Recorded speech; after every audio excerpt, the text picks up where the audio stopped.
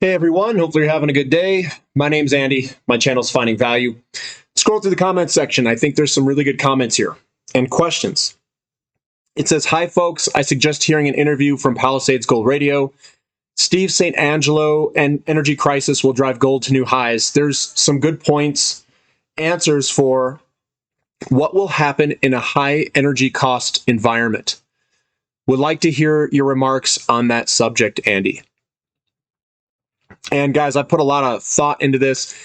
It may not pan out. We may not have the energy scarcity that I think. Maybe we do.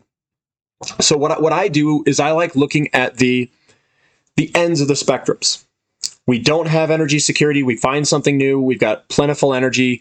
It goes on for years and years and years. And I would be buying the asset with that in mind, that paradigm. Or does the asset work in this other tail end where energy is very scarce, it's very expensive, and in all honesty, energy scarcity doesn't have to be expensive. It's just you don't have energy, period. What kind of environment does that look like for the investments that you're in? So when you look at the energy kind of crisis and how it started in Europe and Asia, like that area, and how we're seeing natural gas prices rocket higher. Some of it, I'm guessing, and guys, I'm speculating here. I don't know the whole background on it. I'm just kind of like piecing it together. I have not done the research in it, so this is just kind of off the top of my head. Natural gas probably used to be fine in the inventory levels that they used to keep when it was used mainly for just heating things. Since coal has been replaced with natural gas, there's probably a lot higher demand for natural gas, and the same inventory levels are being kept for much greater demand. So as demand ramps up and the inventories don't ramp up with it, I'm guessing, like I'm talking about storage capacity, I'm guessing that we're going to more likely run into natural gas problems because of the renewables putting more load onto natural gas power plants when they are not performing like we thought they would be. So natural gas, as renewables ramp up and as we have problems with renewables, we could run into natural gas problems even here in America. And we're starting to see natural gas prices start to move up. I also think that the expansionary phase and the inflation is also running behind that. So when you look at this from a big picture view, I'm looking at it maybe a little bit different than what Tavi kind of is, and he's great. I have nothing against any of this, and I could be completely wrong. So I just want to state that first. But if we run into an energy crisis where energy is extremely high and we have problems, what's going to happen is you can still make money in exploration and developing type companies, perhaps, if the price goes up. But under that type of scenario, if the price gets away from you, if it gets way up there, I think there's higher risk of nationalization. I think there's higher risks of being taxed quite heavily on anything that's existing. And then your exploration companies, they're going to be evaluated differently if the energy costs go far higher. Are they out in the middle of nowhere? If they're out in the middle of nowhere, how do you get there? How do you get it out of the ground? How do you get it back? If it's lower grades, because we're going after lower and lower grades, it's not going to be as good of a deposit. So when I look at this from a big picture view, like let's just say I was going to look at it and I was going to decide to make an investment in something, which I do right now. And someone said, would you take this lower grade stuff in the middle of nowhere, and you don't have any roads to it, you don't have any water to it, you don't have any of this stuff going to it? What's the likelihood of that being stranded forever? Where we look at the energy consumption and we say, it's not worth this juice isn't worth the squeeze. And I think a lot of it's probably going to come down where some of this stuff is locked inside the ground forever. So some people looking at it from the current paradigm will look at this stuff and say, this is a great investment opportunity. We can buy this stuff for $1 or a few dollars, $5 for an ounce of silver in the ground. It's super cheap. We should go into it. And maybe it's going to stay there forever. So some of my investments, I take the approach that energy's not a problem. And then in the other part of my portfolio, I say, okay, what if energy is a problem? What if that all these explorers, they won't make the money that you think they're going to make, and as the price goes up, their costs go up with it? Then the winner would be the person who holds the physical metal, because you have no risk of nationalization, you have no risk of all these problems, and there can be other risks that people aren't thinking of. If energy goes short, if you have shortages of electricity, if you run into those types of problems, how is the flow and the manufacturing of all of the support equipment going to support these mines? If it costs a lot more money to build a road, why would you build a road to nowhere to mine something? It's going to cost a lot more money to get things back there. It's going to cost a lot more money to move anything. Which is, if you look at it from an energy perspective, we're going after more and more energy intensive metal, so to speak. And these things aren't exactly clean. So this whole ESG movement could shut all this stuff down as well.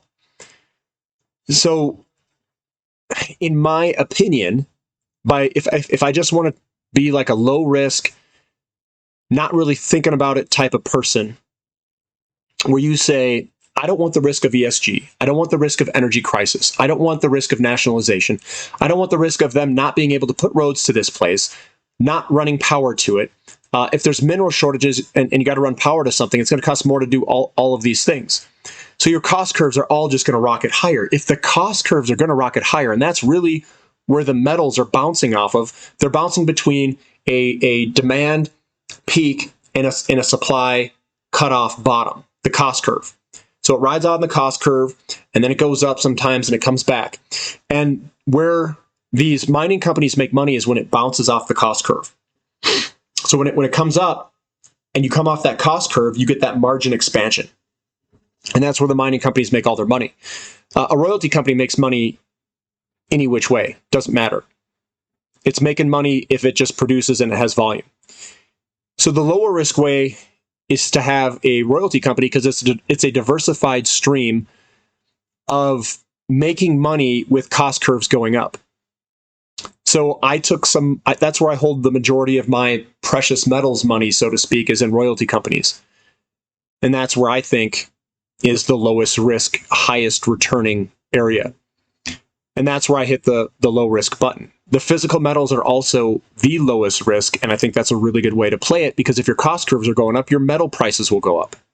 It's as sure of a bet as you can take with anything in the market, because you have no counterparty risk, you have no risk of anything on that aspect, and your cost curves are probably going to move up with inflation. So if you have higher wages, if you have higher cost of capital, if you have inflation where it's going to drive all of your input commodity prices higher and fuel prices higher and all that, your cost curves are probably going to go up. I don't think technology is going to find ways to overcome that, especially in the short term. So the way that I think of it, I think that physical metals is by far the least risk way, and then royalty companies are next. Doesn't matter how expensive they are. And I'm sure they'll have higher and higher multiples as time goes on, and they have very few people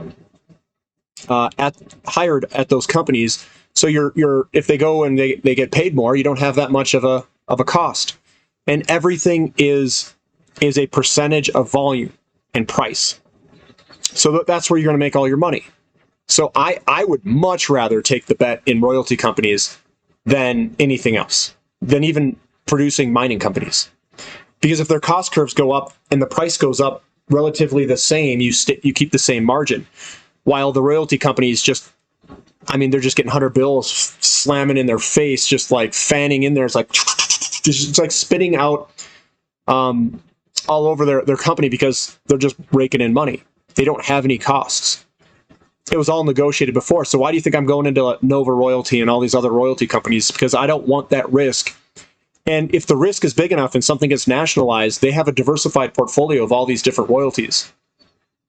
And I don't think I don't know if taxes really hit them either, because it comes off the top, and that I don't know how the tax regime is. And you also have to keep in mind, if the cost curves are going up and you can't build anything to these areas, the companies are going to know that. So if there is an energy crisis that bad, and I don't know if there is, this isn't a 100% given. We're speculating here. So if you speculate and say energy prices are super expensive, the value of those mines that are out in the middle of nowhere, or I should say deposits or whatever they are at this moment, whatever you want to call them, and you can't run electricity, you can't run all these stuff to it, I think the value of them isn't going to be as great as what some people think, even though the price of the commodity could go up quite dramatically. So the way that I view it is, if you can buy physical metals when the energy prices are cheap, when ESG movements are low, like, non-existent, so to speak, and you can do all of that in a world that doesn't have ESG, that has cheap energy and everything, the infrastructure's in place with higher grades of gold or silver, or whatever it is, that's going to be your cheapest time to buy it. And especially if all the money's not there, based off of market conditions in the market. So I think, this is me, I think that in 2020, 2019, 2018, 2017, 2016, all in those areas will probably mark the bottom of all these metals from like a historical perspective. I do think that energy will get more expensive. I think that prices will continue to go up. I think that the mineral intensity of all these companies and the minerals that they use in renewable energy and EVs and all this stuff, it's going to drive the price higher. And if it's harder to get out of the ground with higher energy costs, I don't see how the pricing can go down. Unless there's some infinite energy source. So I am heavily invested in energy itself, uranium, oil, natural gas, and all that. And everybody knows that. I like the royalty companies. I have some of the diversified mining companies that are well capitalized with their fingers in everything. And if we need these metals out of the ground, they're going to make money. They're going to be the ones that have the capital to fund this stuff, especially if banks are unwilling to fund mining companies based off of ESG movements. So it's a very weird world, because there's a lot of companies not getting the funds to grow their production. My bet is that oil is not replaceable, that it's the number one commodity for a reason. It's been the number one commodity. I think we'll burn it for a very long time, and I don't think it will be replaced. I think we're going to burn everything that we can until it's gone. That's my take, until we figure out something like fusion or something on the lines of that. Fission which is nuclear power, will be in between us and fusion. I don't believe that ESG will be a big deal either. I think we're going to try to do that. And when people don't have heat to heat their house and they start starving, I think they're going to vote different people in and ESG will go away. That's my long-term type viewpoint. But between now and that, it's going to get a lot harder to mine things. It's going to get a lot harder to pull stuff out of the ground, and we'll see what happens. But that's kind of my viewpoint on what will happen in a high energy cost environment. And I think food prices are going to rocket higher. I think fertilizer is a good bet. I think if you can find a spot where you have energy, where you have water and natural resources, wherever they have, where they can make this stuff or harvest it or produce it, fertilizer that is, I think those are pretty good bets. I think fertilizer is probably going to be a very valuable thing to humans coming up. If that's going to be kind of our gateway to more food and more productivity. So I think that's one spot that I've been beefing up is fertilizer companies. And these things are cyclical, guys. This isn't gonna happen forever. So I think over the next 10 years it's going to be pretty hot. These sectors, and it could last longer. I don't know. I have to see 5 years from now and reevaluate where we're at. Something like a 2025, 2024, in that time frame, and say, hey, look, this is where we're at. This is what this looks like. I think home prices are going to continue to go higher because it's going to get harder to get all these materials. Lumber is going through the roof, and I don't know if this is going to get more going to get any cheaper. I don't have the answers, but I'll continue to watch it and continue to monitor it and see what's going on. But the way that I would play it, physical metals are by far the least risk. I own a lot of those, and that's the route that I've gone. And then I've got my royalty companies as my swing for the fence type move. Taking on more risk than that, that's up to you guys. I don't think that the risk reward is worth the squeeze. That's what I think. And if you've got energy companies that are way cheap, I like those things a lot because I think the risk reward over there is really good. It was the best I've ever seen in 2020. And energy service companies, if they're wrong, the renewables, if option A and the renewables don't work and this EV thing doesn't work for whatever reason, mineral shortages, whatever it is, doesn't matter. Supply chain shortages, these ultra complex cars not getting something that they want, chip shortages, I don't know, whatever it is. Something happens, they don't make it, then you're going to have to figure out how to get more oil out of the ground. And energy service companies can help do that. So I think that that's a good bet to make on a long-term viewpoint. And the energy service companies kind of lag the energy companies themselves. It's just there's no money. There's no money flowing into that sector from banks and investments. So we'll see what happens when oil goes up a lot more and becomes a lot more lucrative. And we'll have to see what happens. So that's my take on it. And I'm okay with having differing viewpoints because I could obviously not be right. But that's my viewpoint, and I would take a less risk approach. And that's just me. And I would stack physical metals and royalty companies. That's me. If you guys like this analysis, give me a thumbs up. Subscribe to the channel if you haven't. And thank you for listening. This is Finding Value.